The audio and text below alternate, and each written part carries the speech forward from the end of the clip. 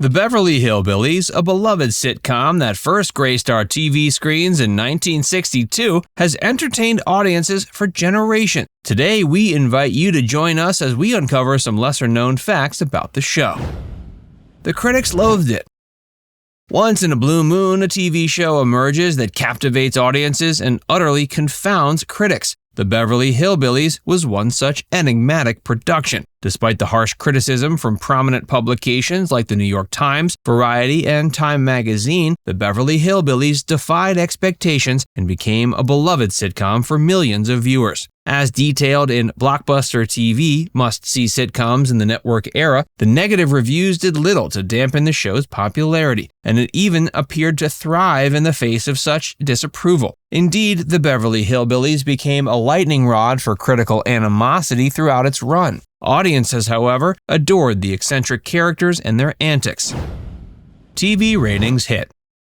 The Hillbillies, in defiance of its naysayers, swiftly catapulted to the apex of TV popularity. Within a mere 3 weeks on air, the show claimed the top spot in the ratings, a meteoric ascent that later became the stuff of legend. It didn't stop there either. The show held on to the coveted #1 position for an unprecedented 2 seasons and remained a fixture in the top 20 for 8 seasons. Only during its final year did the sitcom's ratings falter, but by then it had already etched its name in TV history. In 6 short weeks after its debut, the Hillbillies had become the most watched program on television. Between 1962 and 64, an average of 57 million viewers tuned in to the antics of the beloved Clampett clan. In addition to particularly noteworthy episodes, which aired January 8th and 15th in 1964, hold the distinction of being the second and fourth most watched television episodes of the decade. The legendary episode The Giant Jackrabbit has secured its place as one of the most watched half hours of all time.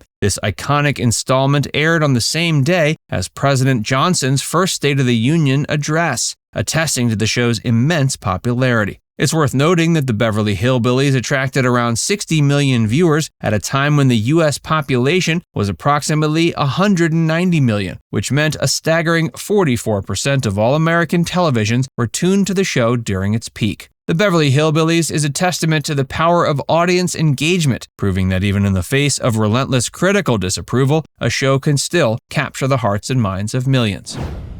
From the scratch.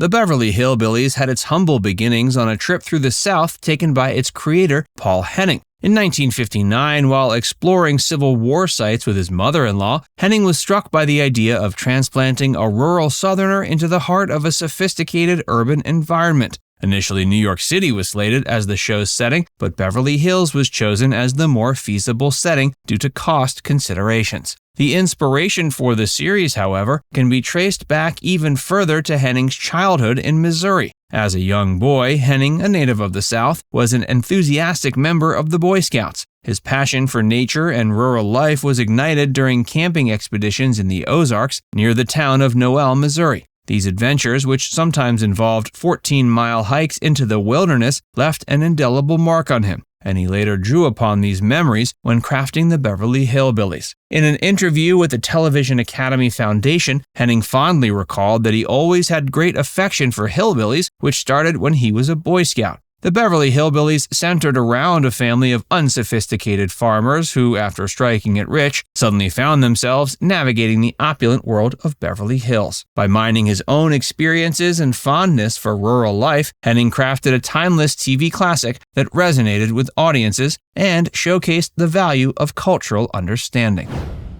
The theme song was a #1 hit.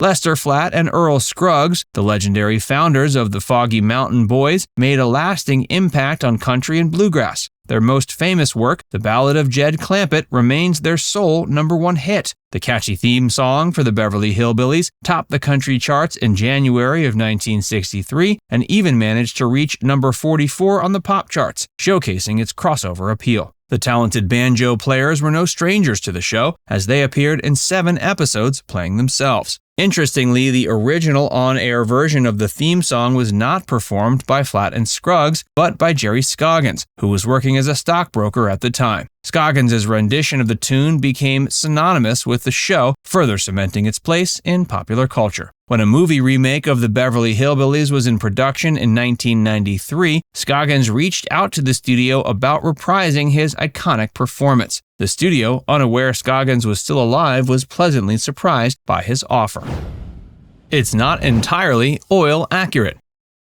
The premise of the Beverly Hillbillies, while entertaining and engaging, does indeed defy geological reality. In the show, Jed Clampett, a struggling mountaineer, accidentally discovers an oil deposit while hunting, which sets the stage for his family's transformation into wealthy Beverly Hills residents. However, in reality, oil deposits are rarely, if ever, found in mountainous regions. The formation of oil reservoirs typically requires specific geological conditions that are not present in these areas. Mountainous regions are formed through the collision of tectonic plates, resulting in the uplift and folding of the Earth's crust. This process creates an environment not conducive to the formation of oil deposits. But it's no big deal since the show is a work of fiction, designed to entertain rather than educate. The show's charm and appeal lie in the characters, their humorous fish-out-of-water experiences, and the cultural clashes they encounter, rather than its geological accuracy.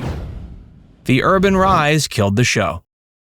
The cancellation of the Beverly Hillbillies, along with other rural-themed shows like Petticoat Junction and Green Acres, was part of a strategic move by CBS in the early 70s. This move is often called the Rural Purge, during which the network sought to revamp its programming lineup to better cater to the tastes and preferences of a growing urban demographic, particularly younger viewers. CBS believed this demographic was more interested in shows tackling contemporary issues, featuring urban settings, and having a more sophisticated appeal. As a result, the network began systematically canceling shows with rural themes or settings, regardless of popularity or ratings. The Beverly Hillbillies, despite its enduring charm and loyal fan base, was not immune to this corporate shift. Movie adaptation. The 1993 Beverly Hillbillies movie attempted to recapture the magic of the original series, but ultimately fell short of expectations. Unlike the TV show, which defied critics and won over millions of fans, the film adaptation failed to resonate with critics and audiences alike. One possible reason is the casting of different actors to portray the beloved hillbilly characters. Fans of the original series had formed strong connections with the original actors, and the new cast may not have been able to recreate the same chemistry or evoke the same nostalgia. Critics were not kind to the movie adaptation, with some even going as far as calling it one of the worst movies of this or any year. Discovering oil in real life. Buddy Ebsen, best known for his role as Jed Clampett, embarked on a new creative journey following his retirement from acting. He turned his attention to writing and penned a novel titled Kelly's Quest. It's a heartwarming collection of poems chronicling the emotional journey of a young girl as she experiences joy, heartbreak, and learns invaluable lessons about love and life. He found considerable challenges in getting it published. He approached 9 different publishers, all of whom turned him down. But he took matters into his own hands and self-published. His determination paid off as Kelly's Quest climbed to number 3 on the LA Times paperback bestseller list in 2001. Now it's time to hear from you. Which of these facts did you find most surprising? Let us know in the comments section below.